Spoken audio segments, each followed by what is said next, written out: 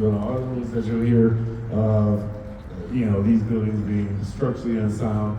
That's just something they say so they can tear them down. But on the back end, when they go to tear them down, they go, oh, this thing's so much more sound than we thought. It's going to be 3 times as much.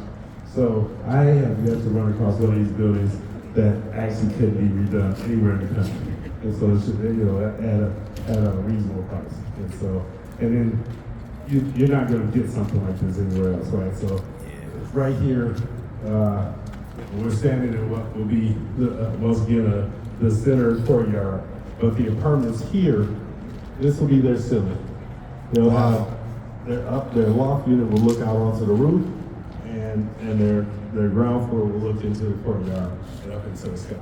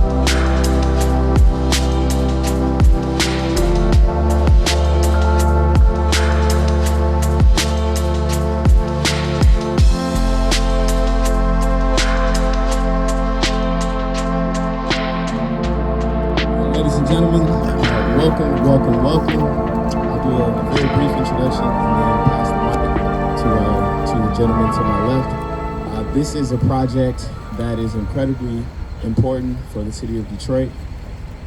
The gentleman will get into the details, but this is a 600,000 square foot building before you, 600,000 square feet. Wow. A project cost of well over $170 million. Again, $170 million led by these two brothers right here, Mr. Greg Jackson and Mr. Richard Hosey. Both individuals, legends within their own right, but they've done what I think is really the future of this city. They've come together to do something special. I hope that we all learn something great today, that we're inspired. But without further ado, just know this is Black excellence, as we know. Hello. This is the absolute definition of Black excellence in the city. Without further ado, I'd like to pass it to the gentleman. All right.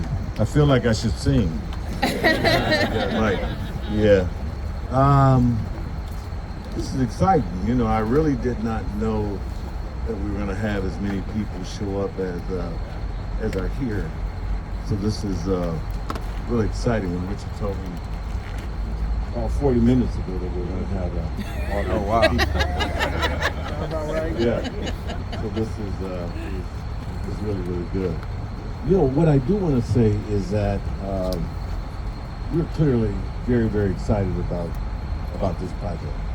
And we're excited for several reasons. I'll let Richard fill in the blanks that I don't say here in a second. One of the reasons we're excited is because it is the largest development project ever done by Black folk in the state of Michigan, and we don't know wherever else it might be also. So that's exciting, first off.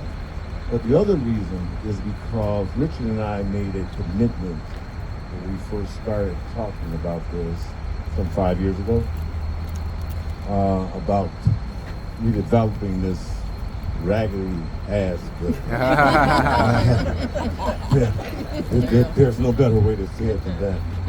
And the commitment that we made to ourselves was that if Black folks can build the pyramids in Washington, D.C., and the White House, and on and on and on, we believe that we can do a building like this. And we can do it not only from a developer standpoint, developing money, but we can do it with black folks. And we unapologetically tell that to everybody that comes on the site, to every finance person, the banks, the state, the city, everyone, that this is a project that we're gonna have black folks working on. So far, we're running around 90%. Nice. Black folks on the project. We're talking bricklayers, plumbers, electricians, on and on and on. And we're actively seeking those people daily to come, to propose. And we're not trying to keep anybody else off the project, but we're absolutely going to give a preference to people who look like us. And so if someone shows up with a bid for $5, we're going to tell the black person that that bid is $5. That's okay with us, you know, because everybody else has been doing that forever, right? Okay? They've been doing that forever. So that's what we're doing. Now with that, I'm going to point to the sign, and on the excellence is excellent. So we're expecting people to show up and to show up excellently with their work. And we know that they've been doing it, we've been doing it for 400 years here in the U.S. for everybody else, so why can't we do it for ourselves? Right? Yeah? And we're gonna hold everybody's feet to the fire because we know we're excellent. We wouldn't not be excellent if we were not standing here today. So that's what we're doing. We're proud about it, and we want to celebrate when we finish this project with everybody, and we want press coverage. We want folks to know what we can do. Part of the hallmark of us doing that is hopefully paving a way for all of you all in the projects that you do. So when you show up, there's not an automatic, he can't do it. So that they automatically say she can do it because it's been done. So that's what we're hoping to do, and we're excited about having you all here. Now I will say this. This is a dangerous building. We got metal hanging from places. We got holes in floors. And when I say holes in floors, you haven't seen holes in floors like this. We got holes in floors. We've got areas that you can see where wood, you can fall. But we know everyone's going to be safe. So we're going to walk through the building, but we're going to walk through the building safely. And so that's what I want to say, and welcome.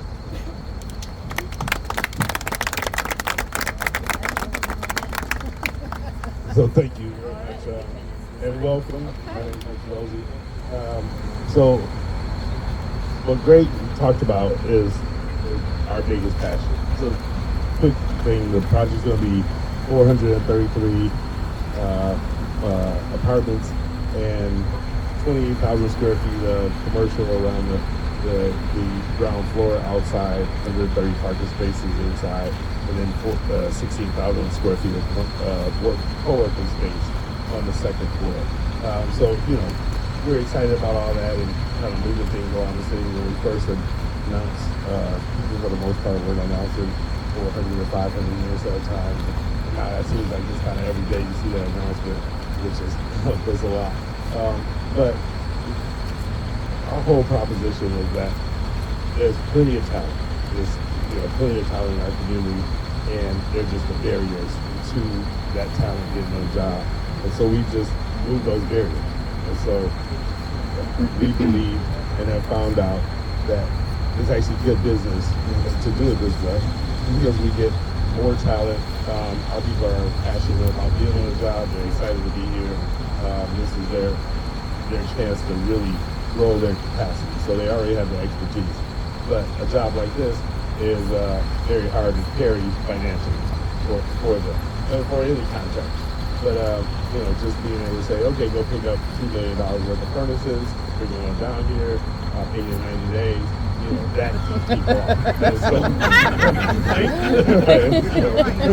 And so we said, no, we'll pick up the $2 million worth of furnaces, and you won't be waiting for the drop.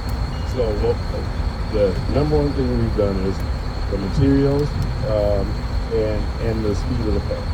So, if you see some of the equipment here are actually been purchased by contractors who have been building their capacity. But initially it was Greg and I buying materials, buying telehandlers, renting them, and buying everything you might need. Instead, just bring your talent. And then paying within 7 days of invoice. Wow. And carrying everything they need. And we found that there was tons of time. We have not had a line item that we haven't had a number of highly qualified white people showing up to bid once we said, you're not carrying the job, you're carrying the job. And brown people. And brown people, right. Yep, and so that in the process. And it was truly that simple. You know, there was this whole story in the city constantly that there was a lack of talent, that they couldn't do it. You know, we need more training. We're like, these people have been doing this for 30, 40 years. And it came out the woodwork. And that's what's been going on. And that's going to keep going on all throughout the whole process. And so we're excited to show it to you and follow our path as we kind of walk through. We'll kind of walk you through each step of what's been going on. Because we've been doing abatement for 9 months now, getting about $1 million a month, maybe. Yeah, so and we expect to close the financing within the next 30 to 60 days, as soon as possible, because to date has been all out of our pockets. And but being able to scale that to your size, the savings on the back end of spending the money up front, getting the building clear, but also being able to pay contractors is a worthwhile business proposition. So our expectation is that this will be adopted broadly, not just as a mission, we're supposed to be focusing on caring, because that's not going to carry with people, particularly people outside our scope. Instead, it's going to be a good business proposition, and that's what we're working. So if y'all ready, we'll start walking. It's a lot of floors, so I think we will stop every floor, every other floor, and then we'll get to the roof and we get a chance to see our view.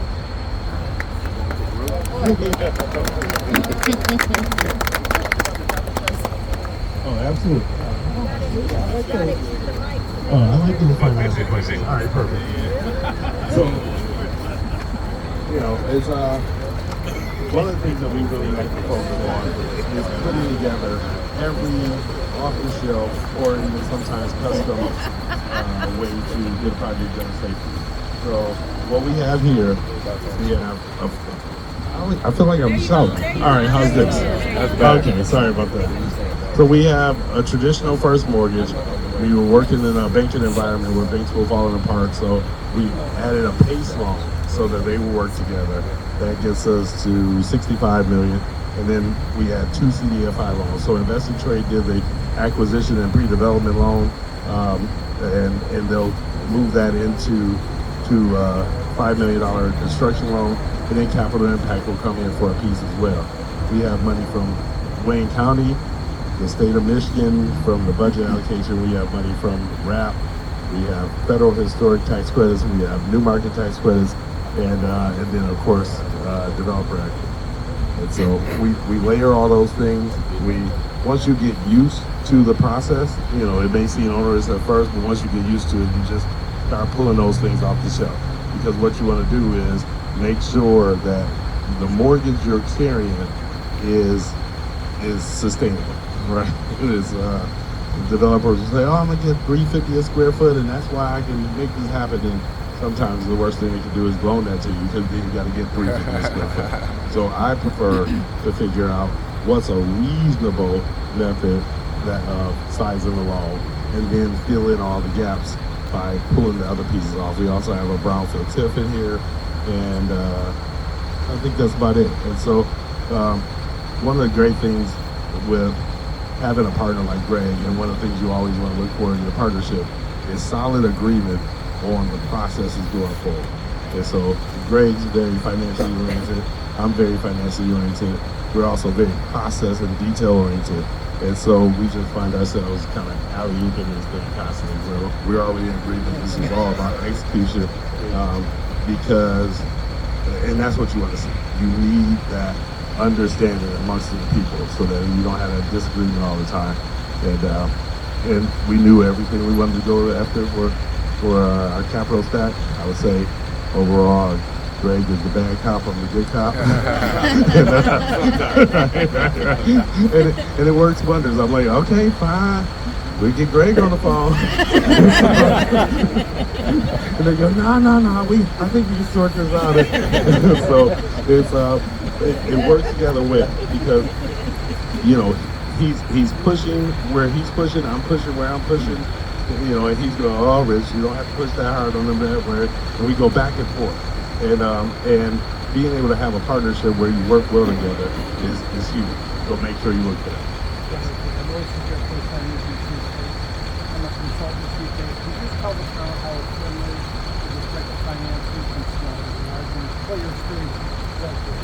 Oh, absolutely. So CPACE, the key is having a first mortgage lender who feels comfortable with the product and works well with a particular CPACE lender.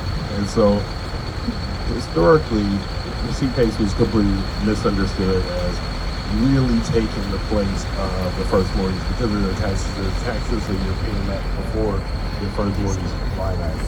And so slowly there's been a greater understanding that debt is actually reduced by that capacity. So the lender's in the same safety position, but they also need to know that they're comfortable with any individual CPACE lender. And so we actually specifically went to our first mortgage lender and said, who do you know? What CPACE have you done? Who would you work with comfortably? And that's how we got to a couple of people that we were able to choose from. And as the interest rates went up, so also historically CPACE tended to be higher interest rates because it was more like mids. The interest rate shot up and all of a sudden CPACE is right there with your first mortgage lender, and that made it less palatable overall, but more palatable for CPACE. And so we found it to be a good product that slides in, works well for the construction process. Do know that Fannie Mae, Freddie Mac, FHA have not gotten solidly on board with CPACE being in there, so you'll be refinancing it out even though it's a 20-year loan piece. So one of the things you really want to focus on when you're dealing with a PACE lender is that prepayment penalty. And so knowing to negotiate that prepayment penalty, that's something that allows you to refinance at stabilization and not pay a ton of points. But other than that, it fits in as a good slug, especially when you're stacking a lot of different capital products.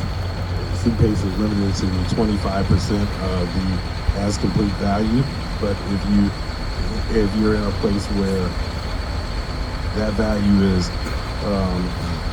kind of depressed anyway, such that you're adding that in, you have your loan product, it can fill you out such that you may be able to use just one first mortgage lender and then add the CPACE on to get up to where the first mortgage lender is closer to 80%.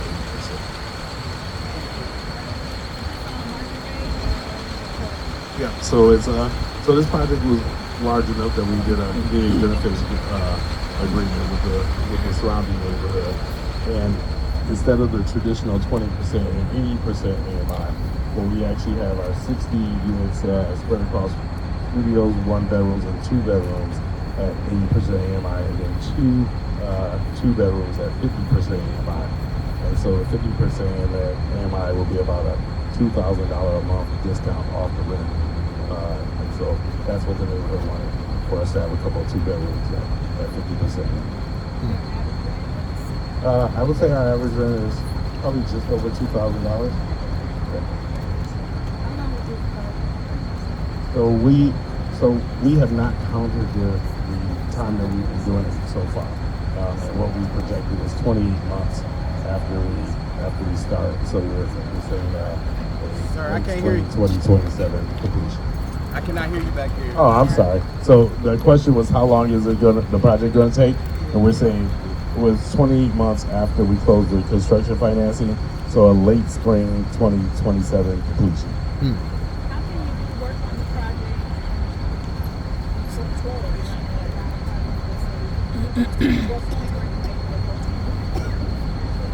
Right. So Can you repeat the question first? so the question was, how can we work on the project before the construction financing closed? So the things you want to have in place if you're doing a non-light tech project, traditional market rate project, is your NEZ and your Oprah district. You don't want to violate pulling your building permits. We're currently working under a demo permit and a temporary electrical permit, but we haven't pulled our building permit yet. But you don't want to pull your building permit before you get your abatement districts particularly in place, and with the NEZ, actually even your certificate application in place. But with market rate, you're actually able to start construction whenever you're ready to spend the dollars. And I always advocate, and Greg agrees, that the risk reduction in getting there and doing your demolition, your abatement, and maybe even some of your early construction pieces before your financing closes is huge, right? So the unforeseen conditions, the contingencies, a lot of that goes away because now you've gotten to that before you even set your guaranteed max price.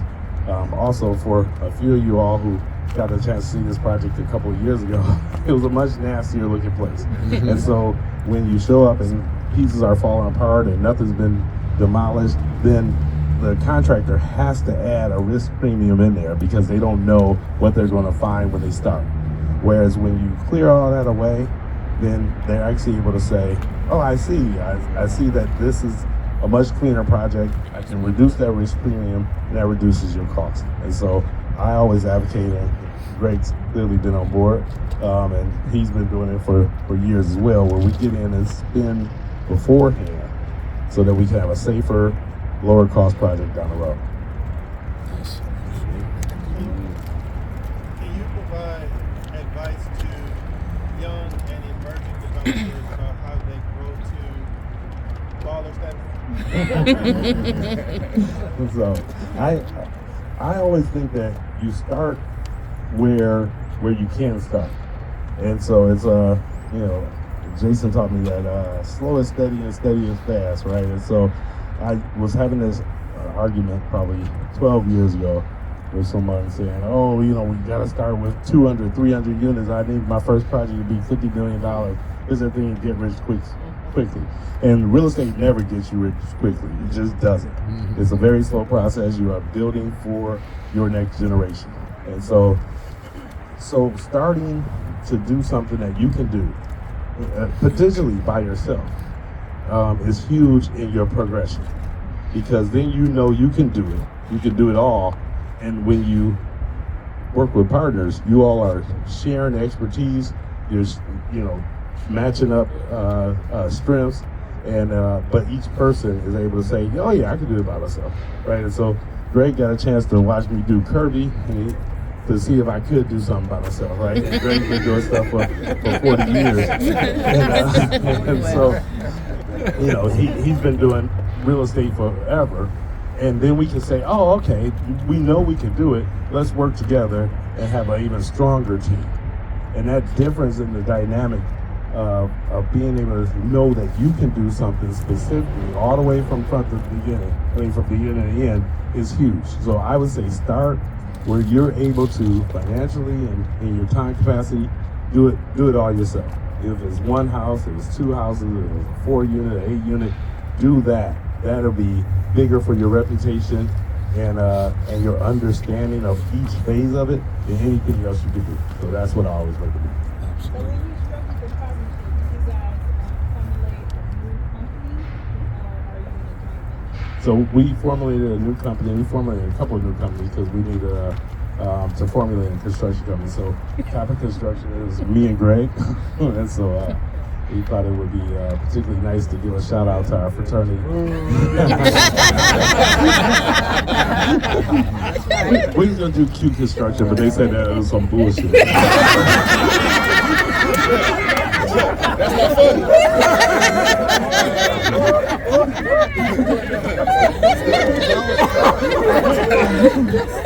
All right, Rich. So our goal was to form everything that we needed to form, right? So we set up all the companies that would operate throughout this process. Right. So stay What's your light bill? as we walk through the building. So don't wander off. There's a lot of dangerous stuff. I just want to say that again. Absolutely, absolutely. Might have questions that bit. How much your light bill? Oh, yeah. So I mean, everything in this project is supersized. So we have 3,000 light bulbs. It was important, of course, that we do LED. Our light bulb is about $2,000 a month. Yeah. Got a question for the historic tax credits. This is the Albert Kahn building. So actually, it's a guy who replicated Albert Kahn around the same time, and so across the street is Albert Kahn. I got the name of the architect here, but Smith actually did this one. But Hinch Smith was really So what track did you go for the historic designation? Yeah, so it's this project is contributing to the Piquette Street Industrial Historic District, and so that also gave us some leeway. When you have a project that's contributing, then you already know that you have your part one effectively because it's already been put in, and also I always like a building that doesn't have a bunch of gargoyles and ornate stuff because then I get a lot more flexibility. Nice. Were you able to take advantage of the state tax credit program? The state tax credit program it's available, but it's so backed up and it's so small currently that it just wasn't worthwhile. So we talked to the state and said, we've been waiting a year and a half for an answer. It's so backed up that if you didn't get your application in within the first 5 minutes, then it still hasn't been reviewed. And we got ours in the first 10 minutes, right? And so it's and so we said we valued that credit and said we need that to come from someplace else because this isn't working. Yep. Oh, I think to this point, we might be $11-12 million in. Yeah. And though, since you have, and this is where I'm confused at. So with the historic tax credits, is there a need to incorporate prevailing wage? No. So anything that is a tax credit is not treated as, because it is not money directly from the federal government. So the money directly from the federal government in some circumstances triggers prevailing wage Davis-Bacon. If it goes through the state, it may or may not. If it goes through the city, it may or may not. But when it's a tax credit, it's actually coming from the corporate investor, and the corporate investor is reducing their taxes, and so that is never considered a Davis-Bacon event. Got it. Yep. The corporate investor is a syndicator? Yeah, so the syndicator actually represents the corporate investor in LIHTC, and that's become super traditional. In federal historic and federal new market, it's about 20% syndicators and 80% direct. So you're with historic and new markets, particularly on a large project, you're normally expecting to work directly with the end bank that's buying. Did your new markets and historic play well together, or did you guys have to bifurcate? So we had to bifurcate, but we didn't do the traditional method of condoing. So if you do a condo, then when you go to do a big refinance of the overall project, you have to say, we're going to cross collateralize and show all this paperwork. So what we did is, and it's because Greg and I are both, accountants by training, we created a long-term lease. If you have a long-term lease that's long enough, it actually becomes a capital lease, and it's treated as it's accounted for as almost an acquisition of that piece. They account for the lease payments and more like the depreciation. And that created enough of a separation that you're able to use a new markets on a slug. So we're doing a long-term lease to a separate entity that we created for the commercial space, and that in itself is a new markets tax credit financeable entity. But that feeds up into the overall project, and so it'll refinance altogether. How long does that have to be? Is that 30 years? So the lawyers are still debating that. They think it may need to be like 70 years just to be super safe. So since you have a long-term lease with other business, that's much more occupied. No, it's still not owner occupied because it's a separate entity that's leasing it, and so that's why we needed to make sure that it was all in one piece. It's just cleaner for the new markets, but there's nothing that we're going to have that's considered owner occupied. But But you still own that other. I do, but the ownership entity and the lessee entity will be separate entities. So we just stack those boxes. I mean, essentially, what you're always doing is problem solving, and whatever the problem is, you just come up with a solution. And you know, if you got to create 2 more companies, you know, you get out there and form them, and then you solve. So that leasing entity will then basically it's a master lease that you subletting out to the other. That's exactly it. Yep. What's the as-built appraisal? So the as-built appraisal. So there's different pieces. There's the without the incentives and then with the incentives. And so, Greg, where are we on the with the out the incentives? Yeah, so with the incentives, 177 million. Go on and walk before it get dark.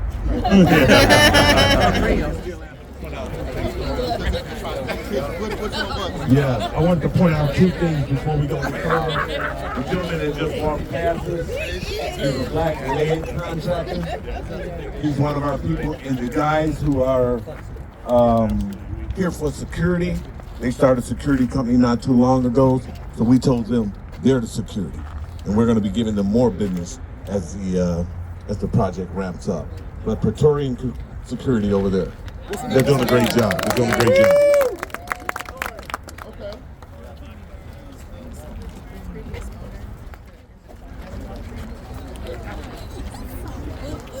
Big dog shit, man.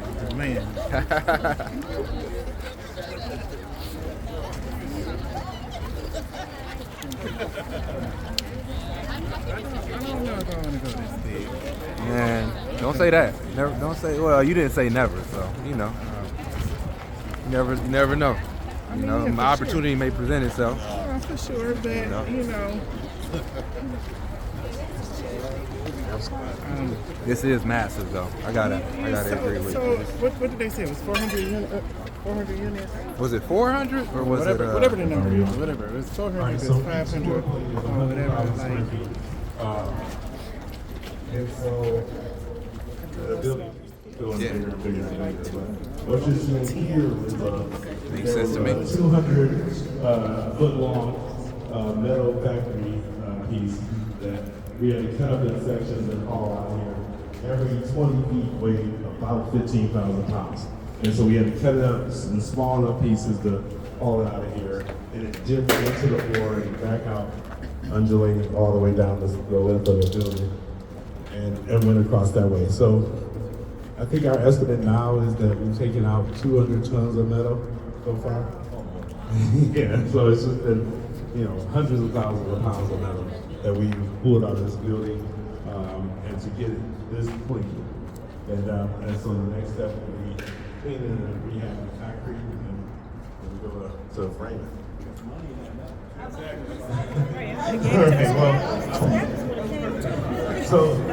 Right, absolutely. So hauling it away and getting it all set, that's always, you know, part of the negotiation is, will your contractor give you a much better price if they're keeping the metal? Some people try to give you a high price and keep the metal. You know, we found a good contractor that we said, all right, well, obviously the metal's included in that price, and they beat everyone's price, and so they're taking out the metal, they're responsible for removing it, and they get the reward for recycling.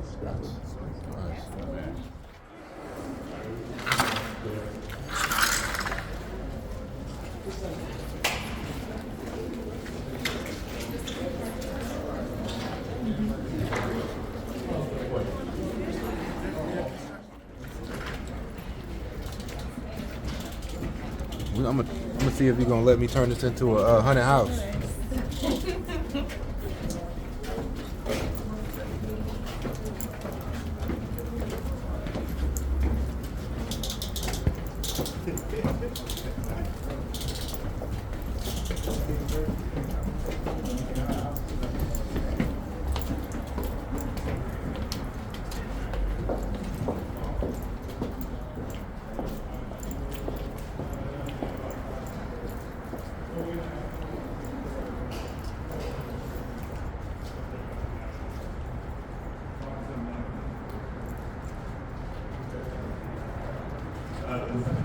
for Africa, like between the studio and road.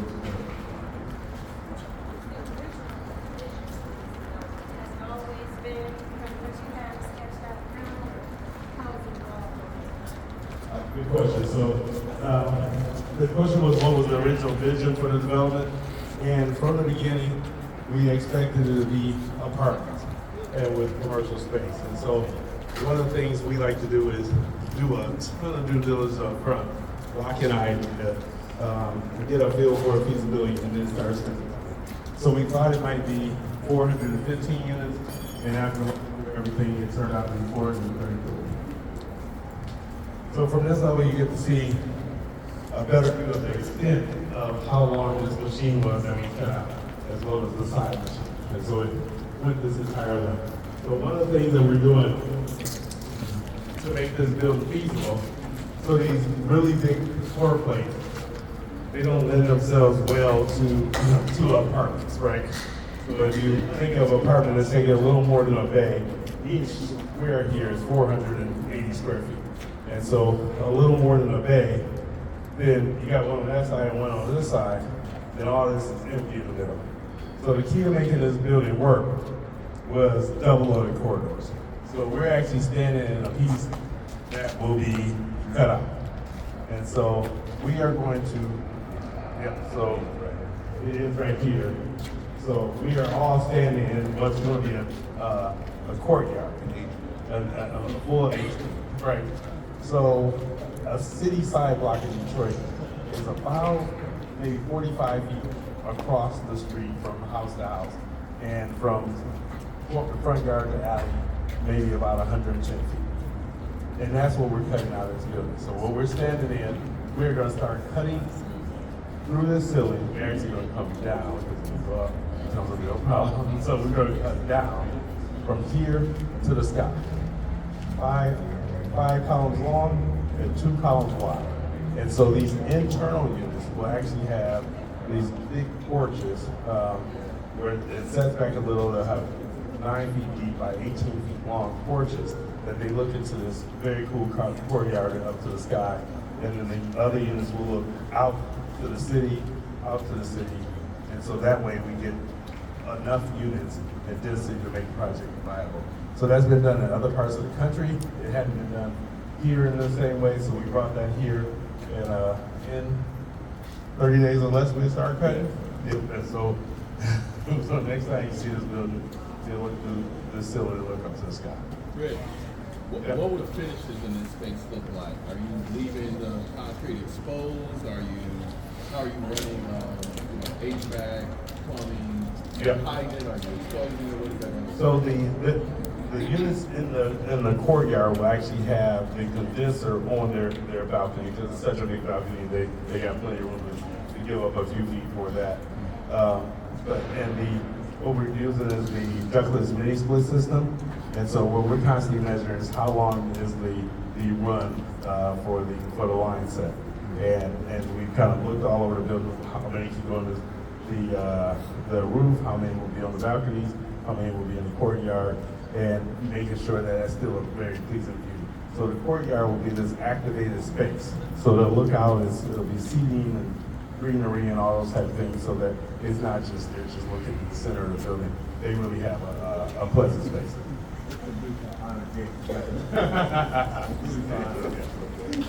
Well, I give him the mic. I think everybody knows who he is. He's the person that calls all the shots at planning development. You want to give a shout out to him. And he has a wonderful sweatshirt on that you can take him out. Thank you. This is a great opportunity to be with some phenomenal developers. Antoine Bryant, Director of Planning and Development for the City of Detroit. Definitely give a shout out to Jason Jones and all the team at Reed. Very glad to be here and love the work that you guys are doing. Anything we can help to accelerate it, please let us know.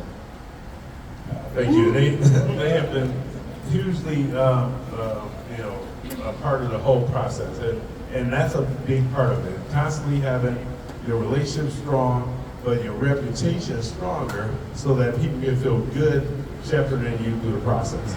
And so the city has been constantly there every step of the way, making sure that we're staying on target and removing barriers and making sure that we earn that removal, right? And so our job is to make sure every time they open a door that we zoom through it as fast as possible, with a lot of excellence, so people don't say they got the hook up and say, oh, finally people are making things happen for people that make things happen. Keep walking, man. Yeah. Yeah, a lot of things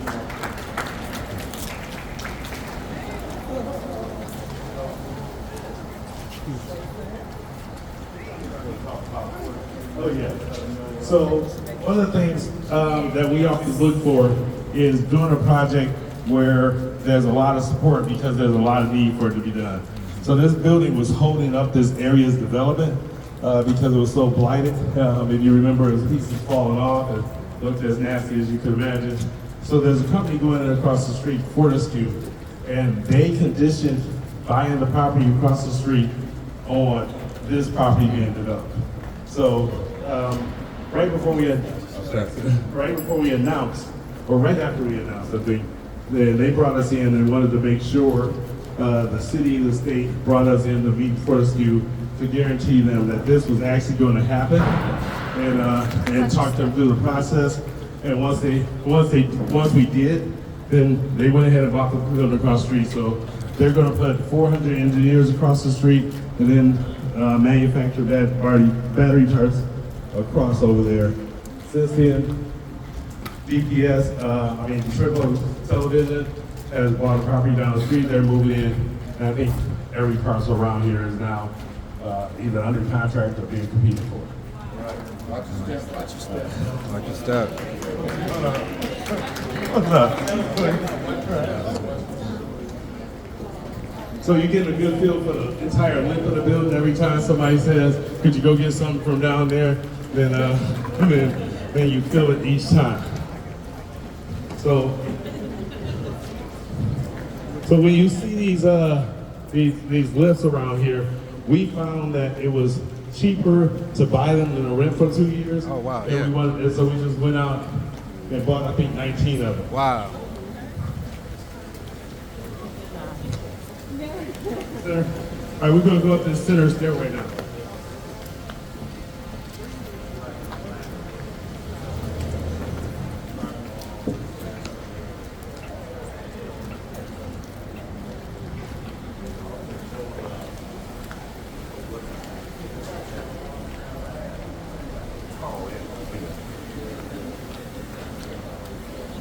Oh my.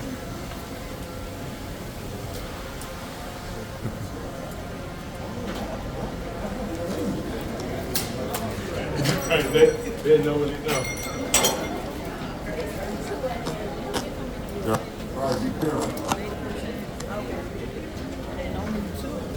Oh yeah, it knocks the stuff off this thing.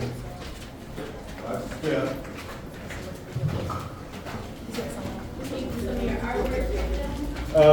We actually came in and had a professional photographer take pictures of all of the best artwork in the building, and we'll donate that so that they can create a book. We're not gonna walk here. We're gonna let everybody take a peek. Keep on going up, Reggie. All right, perfect. We're just gonna direct them, let them know they can take a peek at everything. Yeah. Going to the roof? We're gonna go to the roof, but we don't want to go to the roof all in one shot. It's unless you just like. Oh, snap. You can take a peek at every floor. We're not gonna stop on every floor though. Yeah. Take a peek and see what's going on. Yeah, this is what we for. Is there an elevator shaft? So yeah. It just doesn't have elevators in it yet. But it has been very useful for using as a dump. So the heavy metal that we're throwing out of this building, there's no traditional chute that would hold it. It would all break apart. Let me give them a view. Fourth floor. Yeah, let's just swing wide. Yeah. Yeah, let's swing wide. Oh, so this is the elevator. Good. Yeah. Yeah. They're actually throwing metal down there right now. Have 7 elevators. Yeah. Yeah. So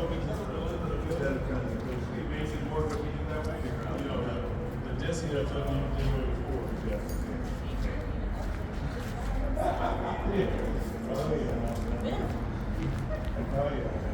We get in there and go.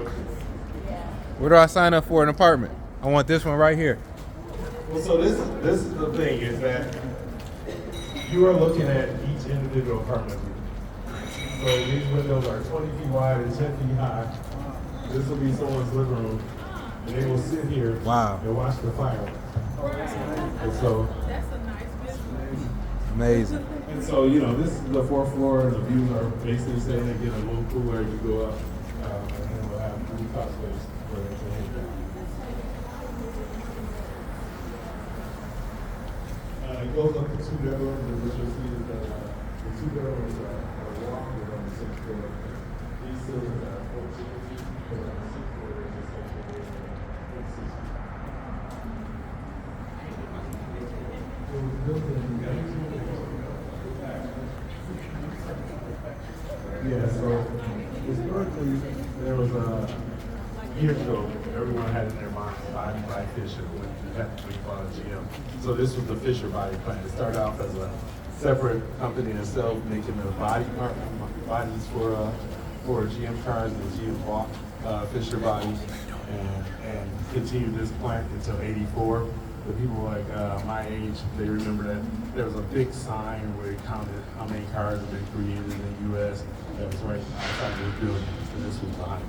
Wow. So it would have been great if you could have preserved that sign. Yeah, I wish we could. It's we took it down years ago, but we'll preserve everything we can. Can you talk about the community benefits agreement? Absolutely. So this any project that's done in Detroit that will have construction costs, not total development costs. People will argue about that, but it's actually construction costs greater than $75 million. And there's a process of engaging the community, and there's an official neighborhood advisory committee formed.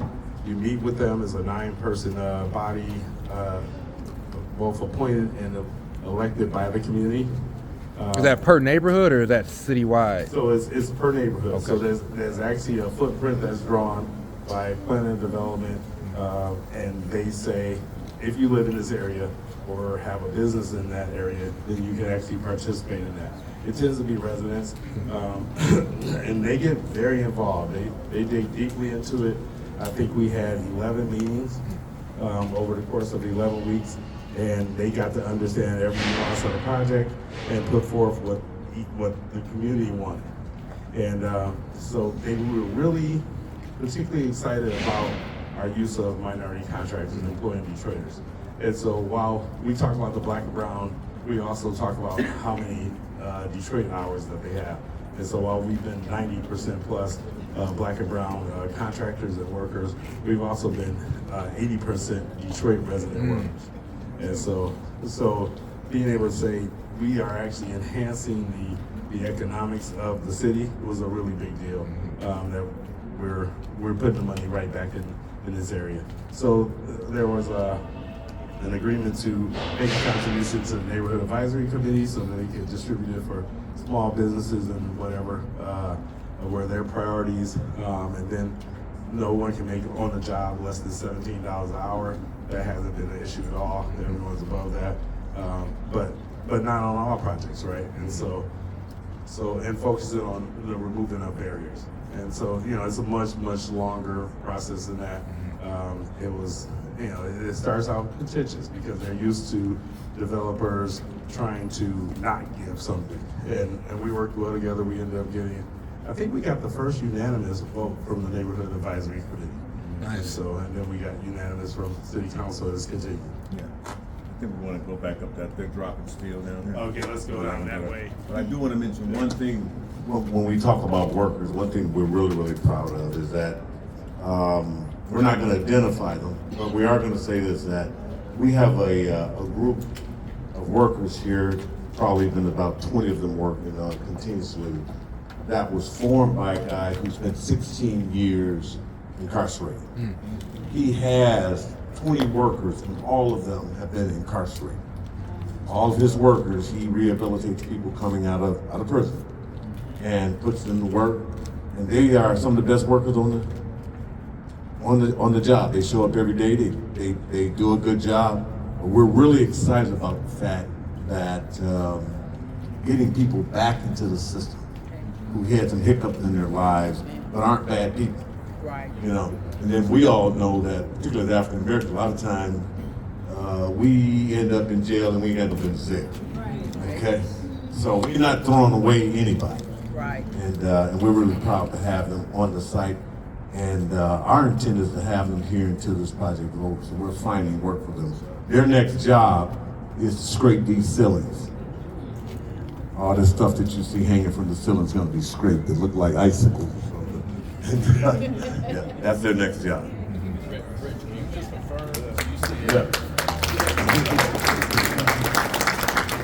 you said CBA 75 million construction triggers that. Yeah. Is it just the construction, or is it also having some form of public benefit? Well, so yes, if you don't have any public benefit, no abatement, no anything whatsoever, then I believe you can avoid the CBA. But you're probably going to get a lot of flack, right? And so it's if even in that scenario, so it's. I would imagine if someone was doing a $80 million or $90 million project, even without an abatement, they would still need to hold community meetings, even if they didn't have an official, because not having community engagement in the city is just a bad political idea. Watch your step. Final hold. You go to 6.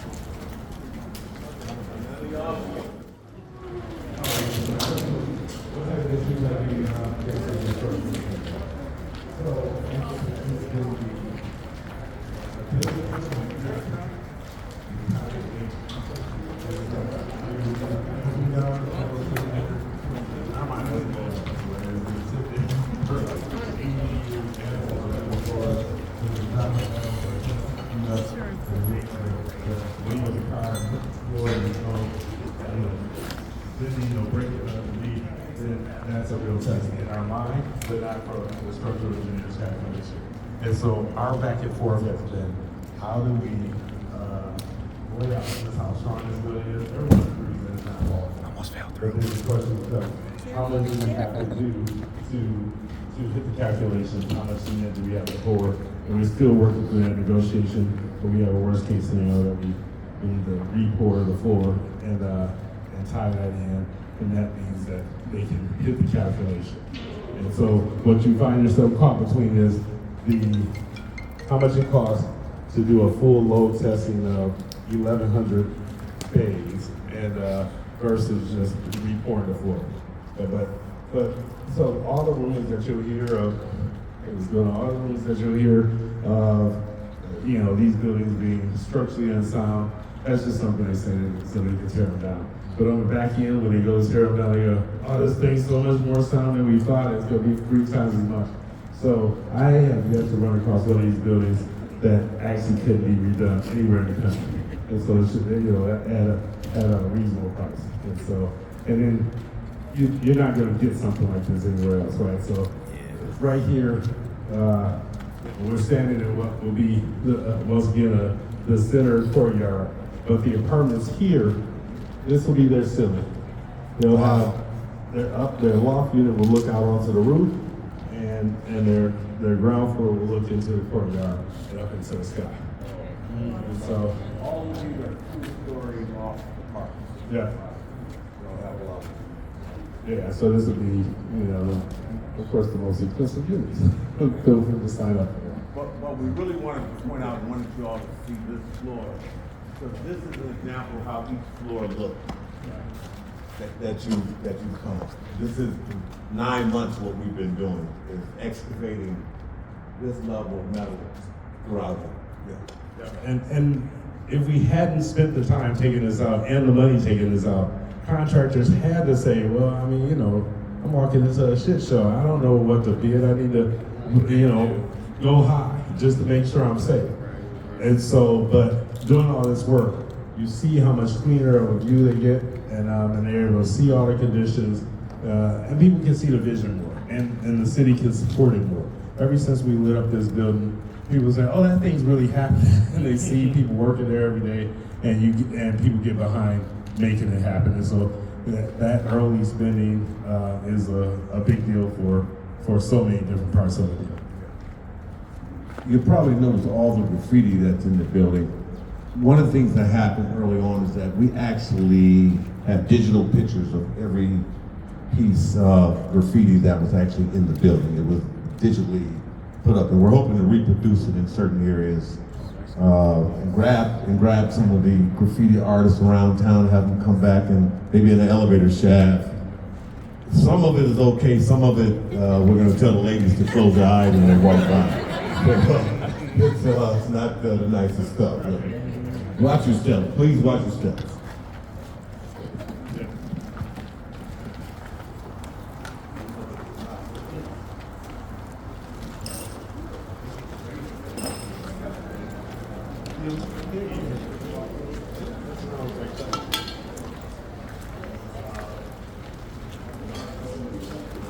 Thanks for a tour of this building. Oh yeah, get nice rooftop units.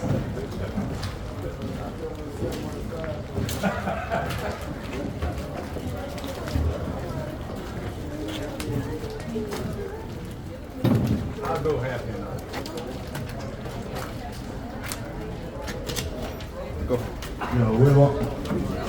So the question was.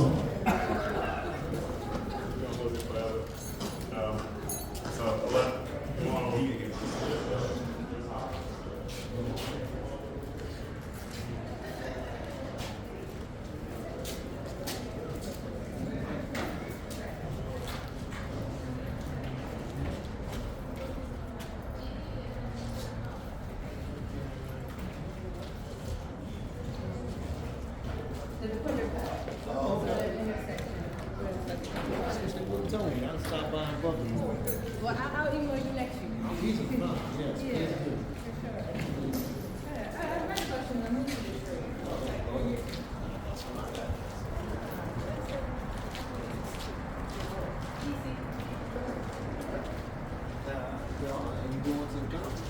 I would love to go to the conference. I had debated. It's going to be at your hometown. I know it's going to be a Baltimore too.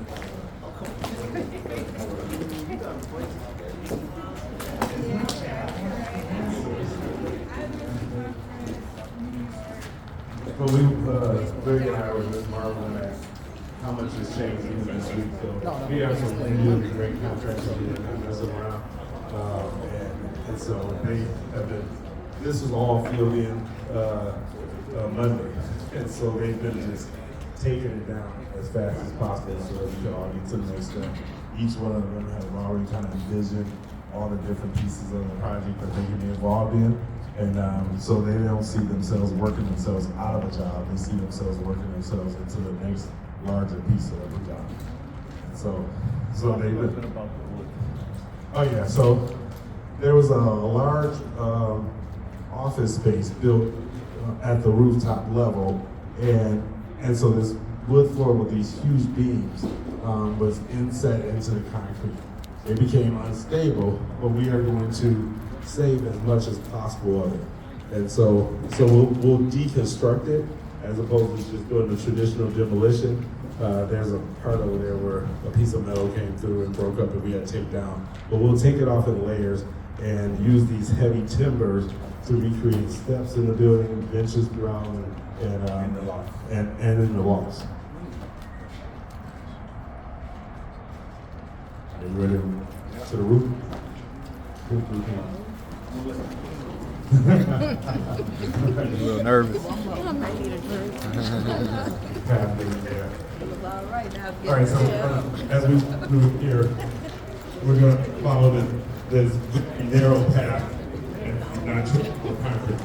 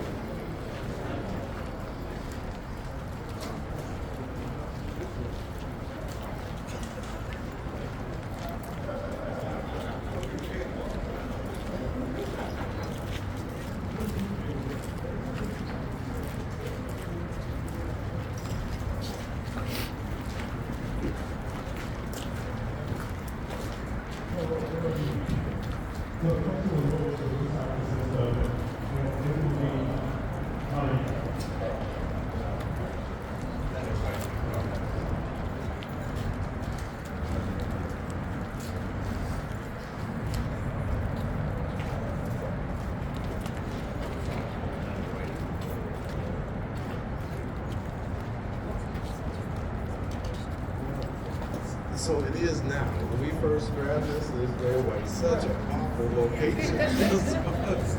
So we try to get just slightly ahead of the turn. Because at first we were like, that's what we said. They said was perfect. So right in this area, as you go further down, we'll actually turn this area that office that's going to be deconstructed.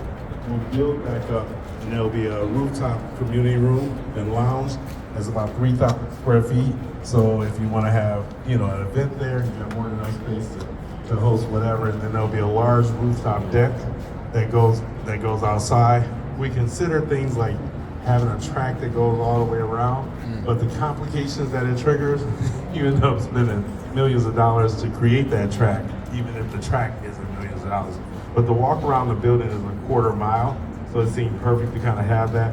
But by looking at the economics of it and what you get versus what people are going to use, so a lot of amenities in a building, people think very cool to have, but they never use them. But rooftop decks have become quite the rage in Detroit. So having the deck with the community room on it, looking out on the skyline on both sides, will be the nice amenity. And it'll come up that middle elevator and look at that space and hang out. The roof could hold 1,800 people, but we don't expect it to actually get up that high. So we're probably planning for 300-400 as a max capacity of any event up there. And so next we'll make this final thing up if you want to see the roof of the sky.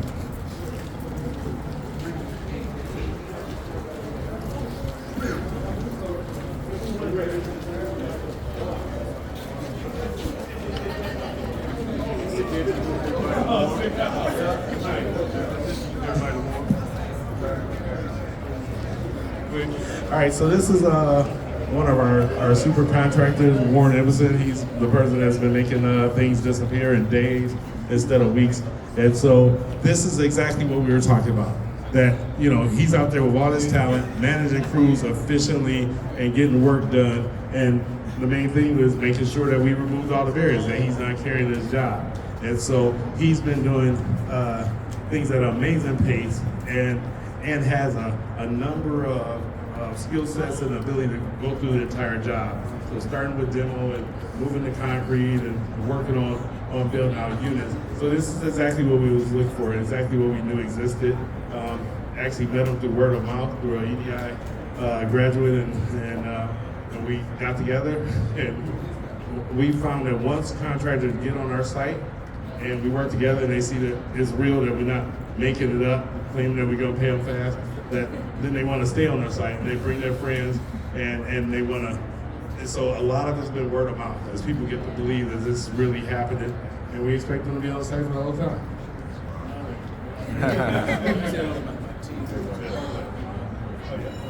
So Mr. Warren is the gentleman that's making all the noise at the end, which is why we're not going to go down that elevator shaft, because I think they're dropping metal down that elevator shaft. The reason why we're not going to do that. Last thing I'd say about him is that he is doing a great job, but I almost wish we would have beat him down a little bit. As fast as he's moving through here, I think he charges too much.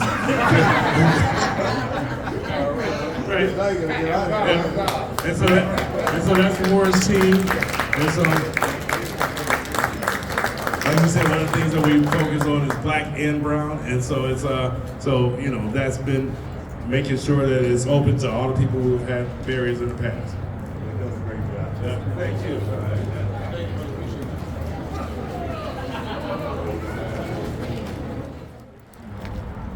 Then they'll come out.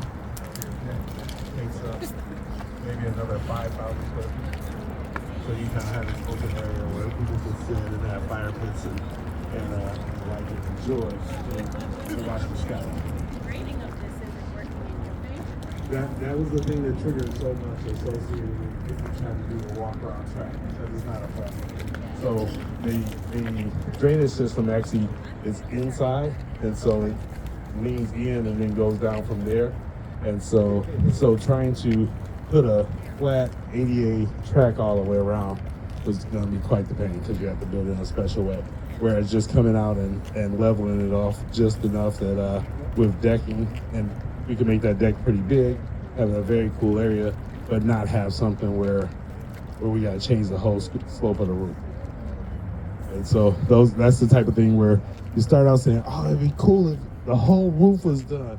And then they show you the bill and show you all the complications. You go, no, what would be really cool is having like 5,000 square feet up there as opposed to 100,000 square feet. Because you don't want to break your budget over something that is not going to be revenue generating and fully useful. But as it is, we'll still have the largest rooftop deck in the city. And so for now, that'll be enough. So again, the total square footage is 600,000 square feet. Each floor plate is 100,000 square feet. And we don't kind of include this top monitor roof in that square footage because it's all from below. But when you start adding in volume, you get a lot of volume. Are you incorporating any sustainability aspects into the? So we haven't focused. Our position is always that the biggest thing you could do being green is not knocking down this building, and so it's and so reusing that. So that's the ultimate recycling. We're also achieving a low carbon footprint. So what we're working with the PACE financing. They actually have a special discount if you hit a certain level of low carbon. And what we found was the method that we wanted to use was the method that worked best, as well as having a low carbon footprint. They've made the ductless mini split system so efficient now that it actually has a very low bill and low carbon imprint. And so we're achieving our green that way. Nice. Any sustainable opportunities, maybe with water retention, since you said your drainage system is within the building? Yeah, and so we're doing that more for the impact and making sure that we're not hurting the neighborhood. So with this building came 3 acres across the street that way and 1 acre across the street that way. And so each of them will have large retention tanks. And so, you know, and what we talked about with the neighborhood, right now this building's taking the water and putting it into the drainage. And so when we come, although we're adding a lot of people, we'll actually take a lot of water out of the system because our retention tanks will hold it and it will go slowly into the sewage, you know, at a much slower pace so that it's not overwhelming. Right now we don't have a lot of flooding in this area, but by taking it out of this part, it saves it for the whole system. Is there any graywater that you can use for like your atrium? So we looked at that. So the question was our use of like gray water for landscaping and the like. We looked at that and we didn't find it to yet be cost effective with a real payback period of something that says setting up 2 separate systems where this certain water is captured and reintroduced into the system. Maybe we still have time if it improves for things like the sprinkler system, but moving it into the building, using it like in the toilets or something along those lines. Right now, those additional line sets and that process gives a very long payback period. So we're monitoring that to see if it gets there. We thought the same thing with solar. If it hits a point where you know the panels come down, the installation, the feasibility is such that that we're able to use it.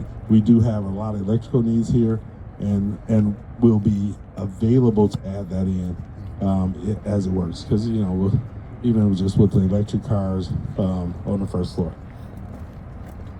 How many electric car charging bays? So we're actually laying out so that the entire inside and some of the outside will have the capability, the wires in the ground. But my understanding is that they're, for old people like me, they'll get this reference, that they're at about Betamax maybe, and maybe VCR, but they haven't even hit DVD in the charger method. And they'll make leaps. So whatever you install right now could easily be needed. You'll have to redo it soon. So it'll be a last minute decision of exactly what we add in. But we already know we'll have the infrastructure in, and then we'll just pop in the best charging when it's time. right. DVDs held for a long time. I also used to get my Netflix in the mail. What keeps you up about this project at night?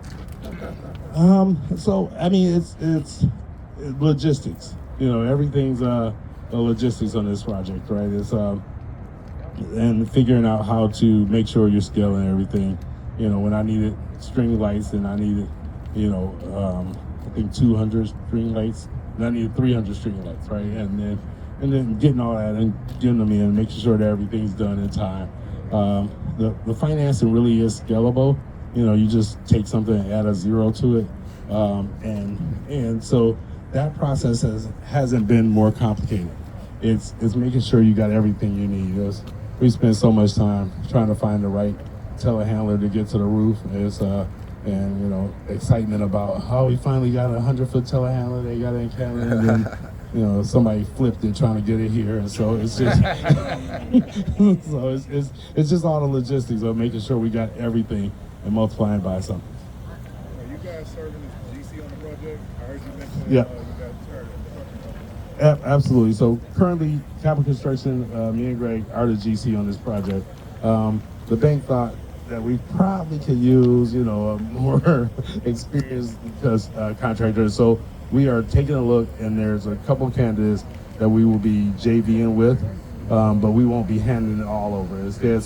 And that was a big negotiation with the bank. They was like, what if you just got a GC and just gave it to them? We was like, I don't think we're gonna do it like that, because one of the things that we had a conversation with up front is we're bringing our contractors.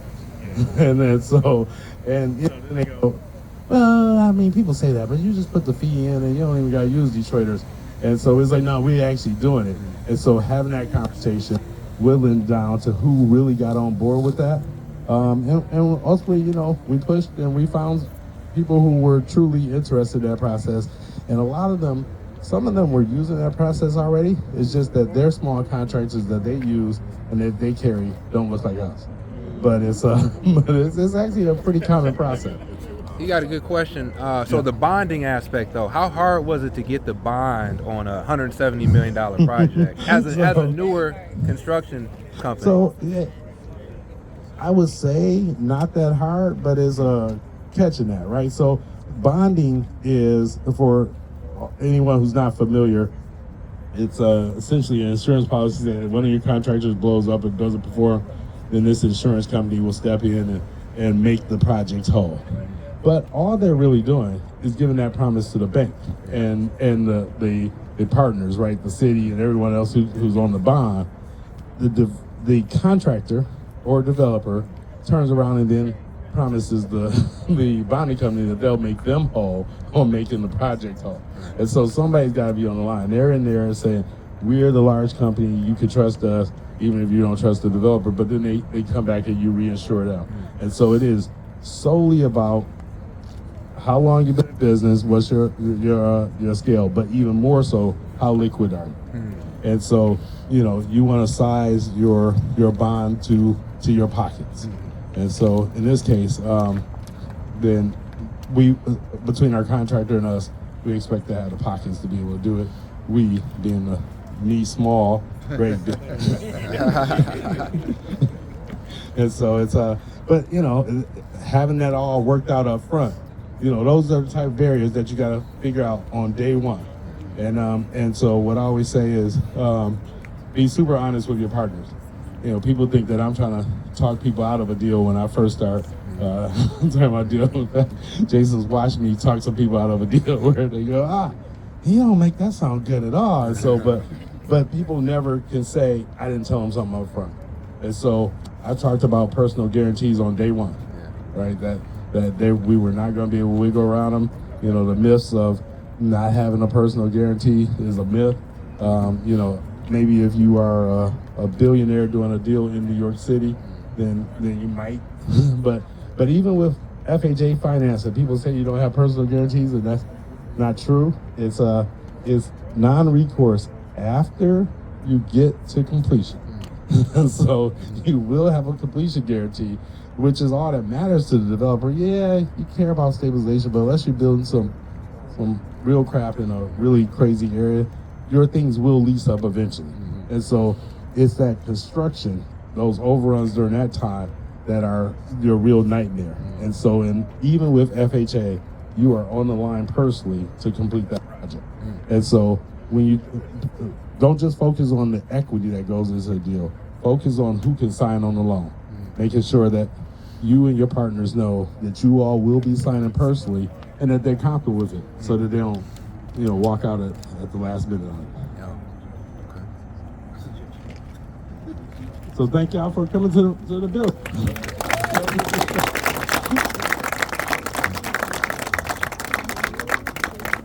All right, so before it gets too dark, we're gonna take this stairway all the way straight down to the ground and head back out to the park.